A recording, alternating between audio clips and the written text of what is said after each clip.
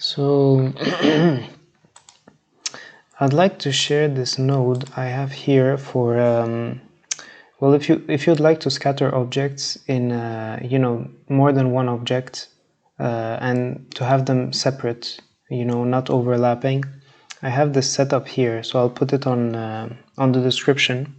So let's say you have like rocks here and you have grass at the same time, and you want them to be separate and not have any overlap, well, between the rocks, between the grass, and also between the rocks and the grass. So this is what this setup does. Let's say the rocks are like the cones, and let's say the grass are the cylinders.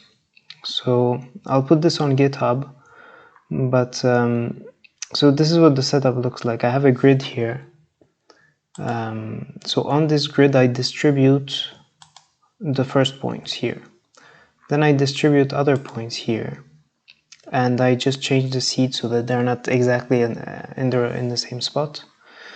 And when you distribute points, if you use the random, you won't be able to separate. So for example, on these points here, if I select just random, I cannot put a minimum distance between the points, so they might overlap.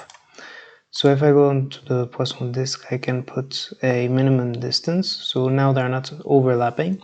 I can increase that distance if I want to. And I do the same thing down here for the second object, so the first one can be like rocks or whatever, and then the second objects can be like grass, for example. So this is exactly the same thing, the minimum distance, so on different points.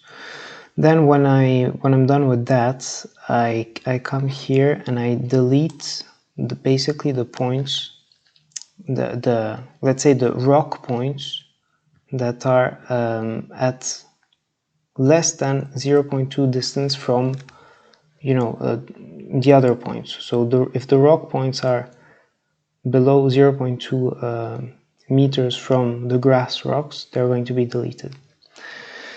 So once I do this here, I just put whatever instance I want. So I can put like rocks or grass. I do the same thing up here. Okay, so let's say this is like grass and the other one are rocks. Then I just have to join them together here. And then I get like an even distribution. Otherwise, let's say for example, and well, I can adjust it here also, the distance, obviously, yeah. So here, for example, if I put 0.3, there's just like one little rock left that's, very far away from the grass. But if I decrease it, I have lots of rocks and they're getting closer and closer. So that's the node, basically. I was going to say something, I forgot.